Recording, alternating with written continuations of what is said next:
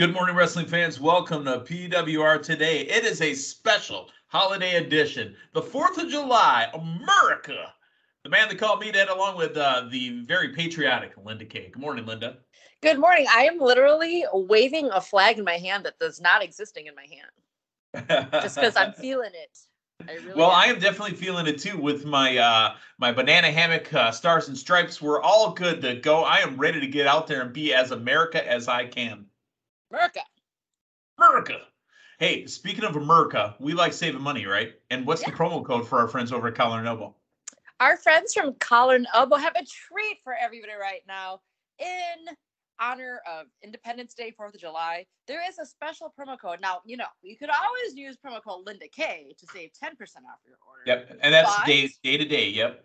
Yep, but to the end of today, July 4th, you can save 20% off your order by using promo code Happy 4th. Not Happy Corbin, but Happy 4th. That's Happy 4th at collarandelbowbrand.com.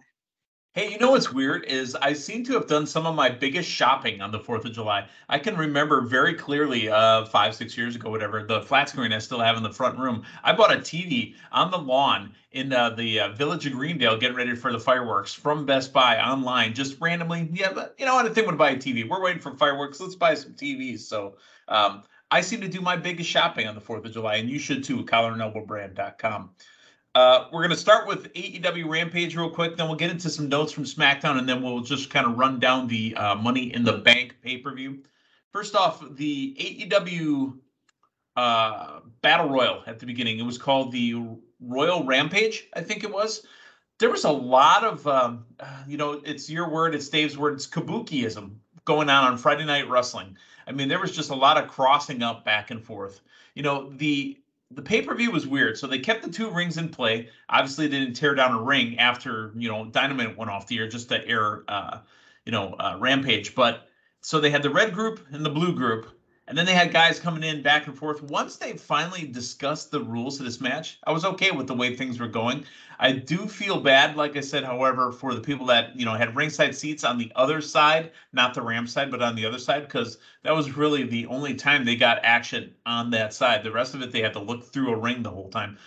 Big spot for me, besides the winner, which is a new winner, was the Adam Page and John Silver back and forth, just teasing each other, getting thrown out of the ring. It was kind of funny to me.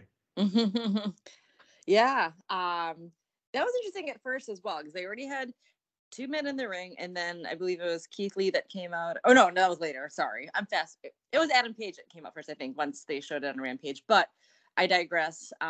The rules at first were interesting. I thought it was clever, though. It kind of played off the Casino Battle Royale that continues on when there's like the suits that now they're getting colors. This time it was 60 seconds. Yeah, and back. Yeah, colors, two rings.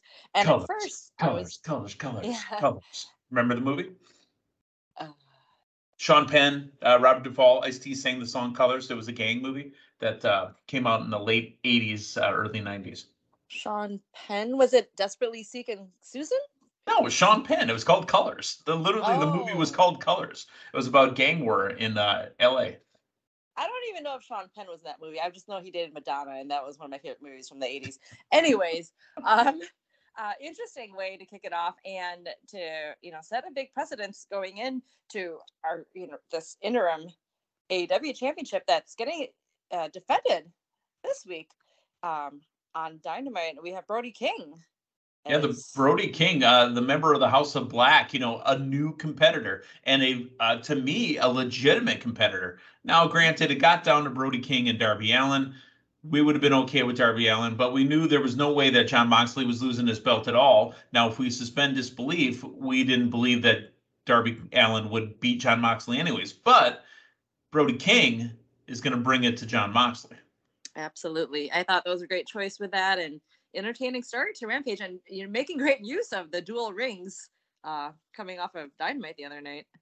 Yeah, I thought they played that off well. A business decision that played out well on TV. Let's make our way over to SmackDown, which aired beforehand. And SmackDown was weird. right? So they started off with that battle royal, but the oddest thing I seen all night, and hold on, there is a text from Linda K in this little group chat that we had from PWR today. I got to bring it up. I'm sorry, but I got to give credit where credit's due, and now the phone is locking up on me. Let's try this again. But I got to give credit where credit's due. A good old-fashioned battle royal, the new vicious Viking Raiders, and the first ever Ask Them Anything segment. And then my girl Linda spelled out Mansay or Masse and Mansois, titillating all your guiltiest pleasures. This may be the dumbest and most exciting thing that I've seen in a long time. I was highly entertained. I was entertained. Tell ya. I was watching. I'm like, oh, this is the first. It was just things that stood out to me, and I had my phone out and the handy notes app open just because some things I like to bring up when we talk here on PWR today. But I was like, these are first. So yeah, it did start off with the battle royal that I thought at first it was going to be the stipulation was going to be the 4 guys to try to get into Money in the Bank, which we later saw later, but ended up being a good old fashioned battle royal, literally. So I knew they were saying that a lot, but then I did see it on the graphic there, a good old fashioned battle royal. I'm like, oh, okay. I guess that was just another way of saying that there wasn't a stipulation, even though we expect one for Money in the Bank because we knew that was going to come up later. This is a non-stipulation match. Yes. Have you ever ring announced that before? Ladies and gentlemen, coming up, a non-stipulation match. It'll be one competitor versus another. No, but now I'm tempted to say a good old-fashioned battle royal. There you go. Absolutely. But yeah, let's get to Maximum Male Models and Max Dupree. Oh, holy God! Great. I just love this even more, Meathead, just because at the time when you and Matthew were covering NXT and talking about L.A. Knight, back from Eli Drake, and then now he's Max Dupree. And I just know we have that love for him. We always had something great to say about him, his mic skills, but also you guys always mentioned how you did not like the name, didn't like the music. I'm like, what? I can roll with that. And now we have finally the unveiling of Maximum Male Models, right? Is that what it's called? Yeah. Maximum Male Models. Yeah, thank you. Oh, that was great. So lo and behold, we have discussed this too. We've been teased that Mace was one just because we saw post-dark Smackdown footage once. And then we're wondering who the next one would be. How many would there be? I think if we keep it just the 2, Masse and Mansois, this would be perfect. So Mansoor is now Mansois. Mansois. Yeah, and not it is Mansois. And then we have, it's like, you may have known as Mace, and there's Masse. See, let me stop you on that point. That is the first time in a long time they acknowledge the former name and say the new name. Otherwise we're just told just to ignore it and move on, right? Or that there's somebody's younger brother. Yes. Right, exactly. Very good point. Yeah, but I like it. And I have MMM. Even Matt McAfee even said, I don't know. I just can dive everything to the titillating your guiltiest pleasures tagline. I mean, come on, this is almost Attitude Era-ish. I love it. I really did. I wasn't really sure where it would come about with this, but we got Max Dupree. Oh, we got right. And remember, let's go back. I don't think Max Dupree has said his name like that. That's McAfee. That's 100% Pat McAfee. But he has not. But when Sam Irvin, the ring announcer, mentioned him, she did say, "Ladies and gentlemen, Max Dupree," and I was like, "Oh, that's interesting." And then I truly enjoyed this. I mean, I know it's so different in the crowd, and like, what is going on? But honestly, I feel like this could be something good. Sometimes you just gotta really throw a big curveball out there, and I just hope that they can maximize off this by having them be a really great tag team. They don't have to be vicious, but they just gotta, have something. They have to win. And win, yes. Right. And then let's get to that because this may be the biggest swerve that we gotten out of a character change since, remember when we were supposed to get Brodus Clay, this dominating monster, and then he came out and said, "Somebody call my mama." Yeah. This is, again, let me preface this by saying probably the silliest, dumbest thing that I've seen, and I love it. It's entertaining, and I want to see what happens next week. So I'm hooked. I'm in. Yeah. Okay. By the way, Yeah. my juices were titillated. Me too. Whoa. What kind of Oh, show do you think this is? All right. Let's get PG, into man. it. It's a It PG is. show. Well, that show.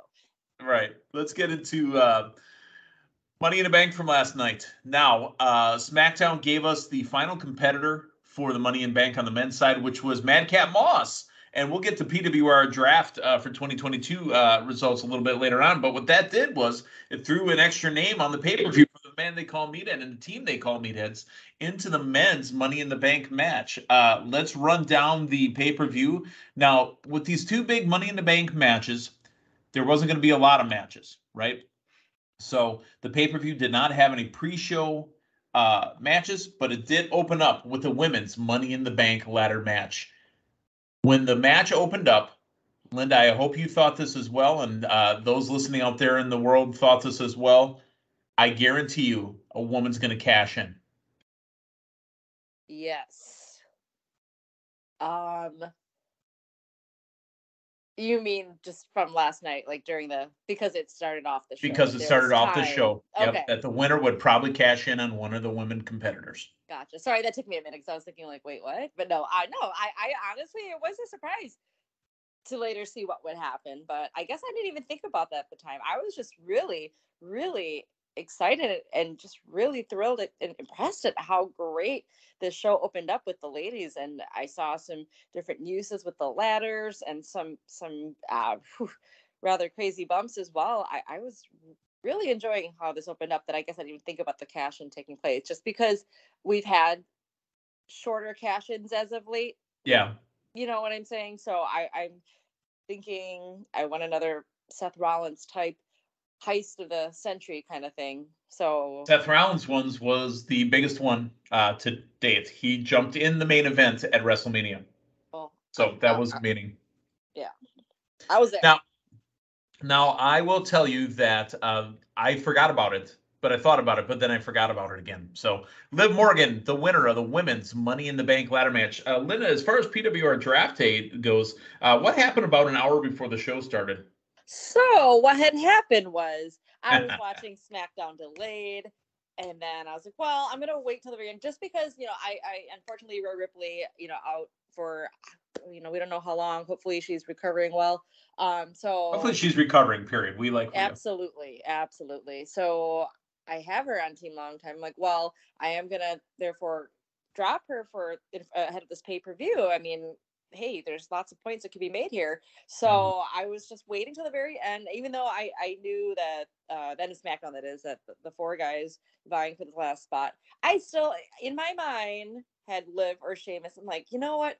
How you and I always say, it's right in front of us. Literally at the end, Michael Cole said, people who have been living for this moment. And at that moment, I'm like, oh, it's Liv. But because I was tired. I snoozed a little bit after, watching.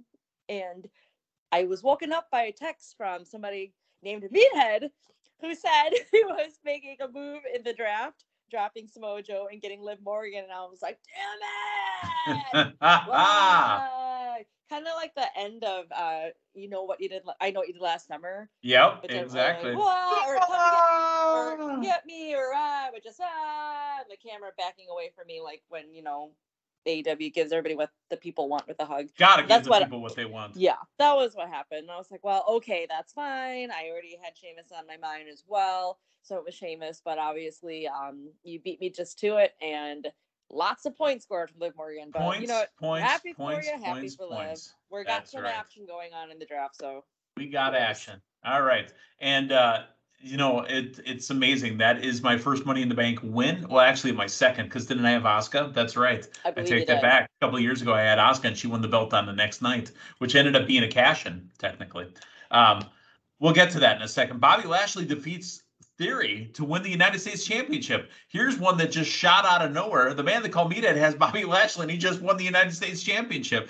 Linda, did you have any thought or any inkling that if Theory dropped right away to Bobby Lashley, there might be some Theory shenanigans coming up?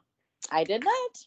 some more surprises from I the didn't think it pay-per-view. either, but again, you know how you just said that we say that it's always right in front of us? It Yeah. was right in front of us. Mm-hmm. From the team longtime, Bianca Belair defeats Carmella to retain the Raw Women's Championship. I thought these women put on a good match, and you know what? At the end, Carmella beat down Bianca and walked off and kept her heat. I was pretty happy with that. Absolutely. You and I both agreed. It was a nice surprise to have Carmella inserted into this match after we were, told that Rhea could not compete. And, instead of her just coming in, losing, this is going to continue. And we have SummerSlam around the horizon. So, last year Bianca had that 26-second match with Becky Lynch's return. I think this is something we can build toward to get it even a bit more exciting between the two of them. And I think that works.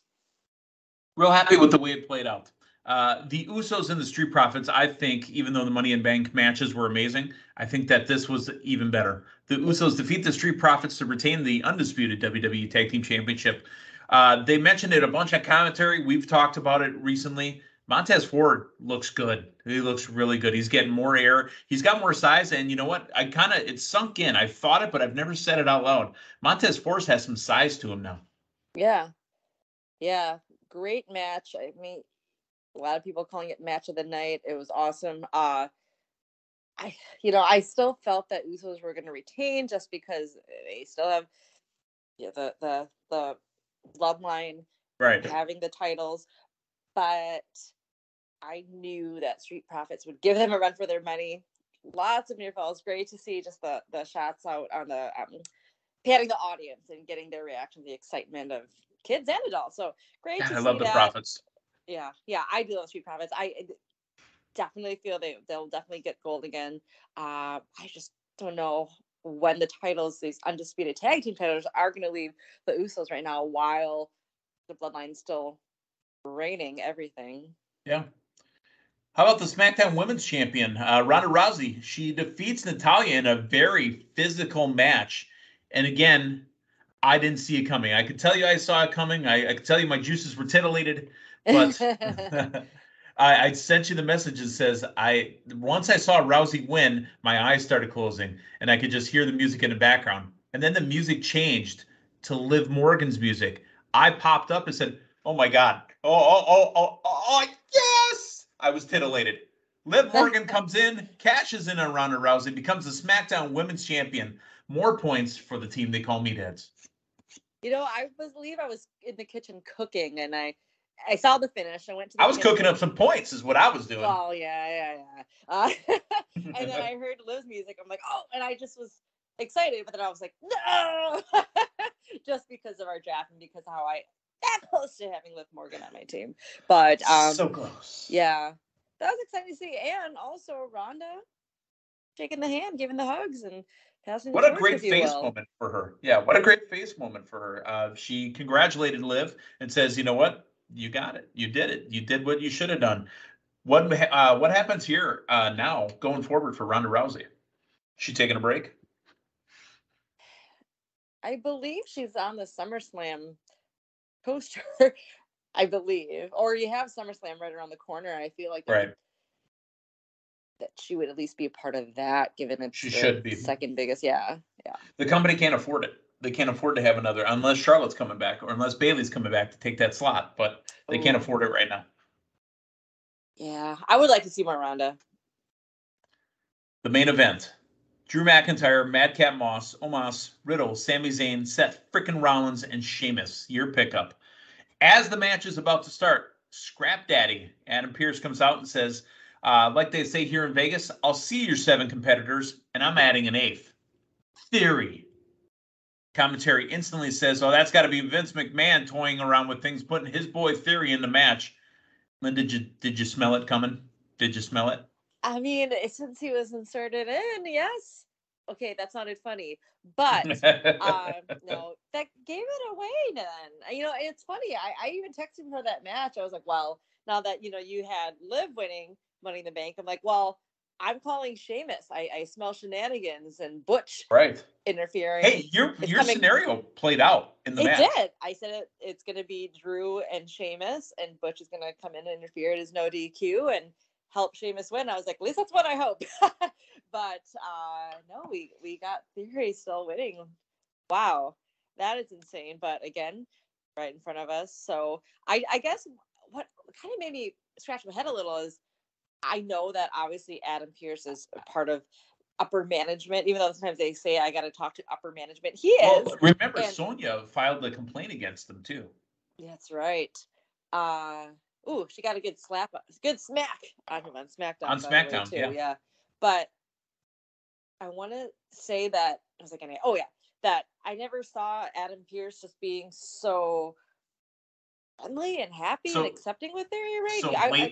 So blatantly following along with shenanigans. Yes, yeah. I thought maybe he might be a little more reluctant in bringing about being like due to upper management request. Yeah, he seemed excited, shook his hand, and okay.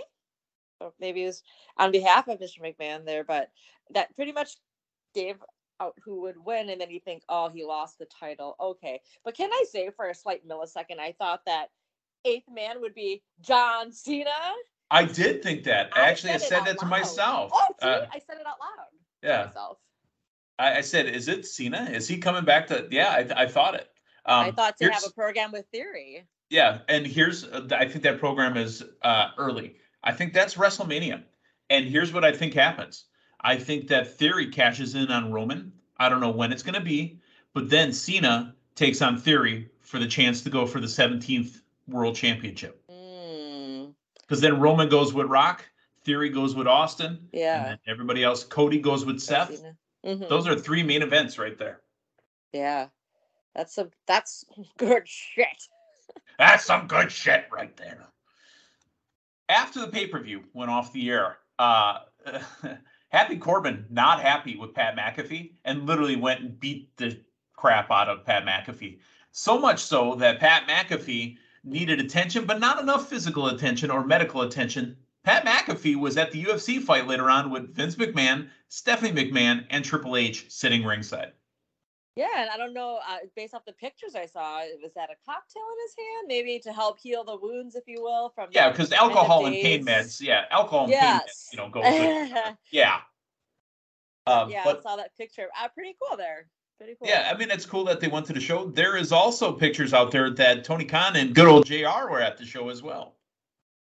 Yeah, and even I got to watch the footage, and I didn't catch her name. I didn't see. I watched the UFC prelims after Money in the Bank, but I did not see the actual pay-per-view. But I believe there's also one of the female fighters that said she was retiring from MMA and now looking to get into pro wrestling as well. I'm like, well, that's fitting because you have. Because you got the 2 top guys. But, you got the 2 top guys. And JR is head of talent relations for AEW, I believe. So insane. I mean, this is Las Vegas. I mean, what a night. Lots of all the ballers, all the big players were out. And speaking about ballers and big players, that pickup of Liv Morgan, literally, Linda Kay, netted me 265 points in the PWR Today 2022 draft. I feel bad for Matthew Thomas. He had told us all week long that this is what he had been booking for. This is what, he was, making his way to catch up in the draft. Matthew Thomas scored 420 points. I scored 415. Linda Kay, you scored 290. Matthew only gained 5 points. And he had Theory, which he lost points on because Theory lost the belt. So Linda Kay, the new totals, 1,665 for Meathead. You're not far off. 1,455 for you. And then Matthew Thomas way back at 1,010 points. Thoughts? Well, Team Longtime could be in first, but that's okay. Things happen for a reason. And it also shows me don't wait. Make the moves when you feel it's right. And that's okay. We're just not even halfway through the season, or I don't even think we're halfway. I think we're just maybe through the first quarter. So just like the tip of the iceberg, if you will. Yeah, just touching it with the tip. That's right. Yeah. So there's. I was titillated. So. Yes. There's some time there, but hey, you know what? This is a competitive season.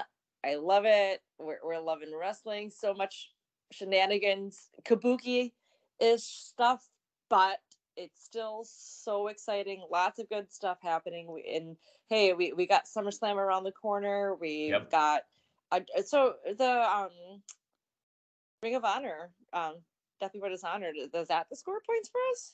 That should. We'll have to talk to the accounting firm, but because if the Ring of Honor Death Before Dishonor has AEW talents on it, or Ring of Honor, or WWE talents, or whoever, we should have that amendment made amongst the the competitors. Absolutely, because there are some AEW talents that are on there, and ROH is. And I believe we would have to. I believe we would have to include the double point stipulation. Oh, good point with that. Huh. Oh, can I bring up one more thing from Money in the Bank? Yes. That promo. Who is coming? That's there's all these theories out there, but you know what I'm talking about, right? That looks like very fiendish of a promo, but that might be too obvious. But I looked into this a little bit more because I was looking on Twitter and the buzz was like, is it the Fiend or not? But then everybody was screenshotting the hints in that promo. And there were screenshots of a Latino Heat license plate. There was a screenshot of the Jeff Hardy armbands and the Dudley or Bubba Ray Dudley's glasses. There was the gold medal. So then everyone's saying it's Gable Steveson, or they're like, is it Kurt Angle? But everyone's shooting out Edge out there because he has history with everybody I just mentioned as well. Not Gable Steveson, or maybe he does. I don't know. But that's interesting. It was very fiendish though. So I was like, maybe. But then all those clues very strategically placed in there, including that Latino Heat one. So that one really stood out to me the most. And I'm like, who could this be? And I don't believe Bray Wyatt / Husky Harris ever had history with Eddie Guerrero. Mm-hmm. So could this just be a Undertaker promo for his one-man performance? That's going to be in Nashville, or is this actually a talent coming in? I'm not sure. I got to watch that back and see what that was hinting at. If it's an actual talent coming, could it be just a one-time showing like at SummerSlam? We're going to have to figure it out. It had that graininess of like a Meathead returning back to the PWR kind of as well. Remember those videos from back in the day? So we'll have to see. It's not me, folks. I'll tell you right now. I'm going to break kayfabe there and tell you it's not me. So, again, what a great night in professional wrestling, and a weird night over at UFC with AEW and WWE in the house. The cameras would have went bonkers. They would have went banana if, say, Tony would have went to go talk to Vince, or JR went to go talk to Triple H or something like that. So if they did talk, hopefully it was behind the curtains where nobody got pictures, and there was disclosure, like do not discuss, or what do they call those signed papers where they don't release the pictures of the papers or whatever. But hopefully they did talk, because I liked a little bit of AEW that showed up on Raw for Cena's celebration. Yeah, I like the companies playing nice with each other. So we've got Monday Night Raw doors open as well. Yeah, we've got Monday Night Raw tonight, folks, to celebrate America. There will be no program tomorrow, so I want you to rest, relax after all the fireworks and shenanigans that you have. We will talk to you again Wednesday morning, reviewing NXT and everything else in the wrestling news. So for Linda Kay, the man they call Meathead, thanks for stopping. Dupree! I'm the man they call Meathead. Thanks for stopping by. We'll talk to you Wednesday morning. So long, everyone.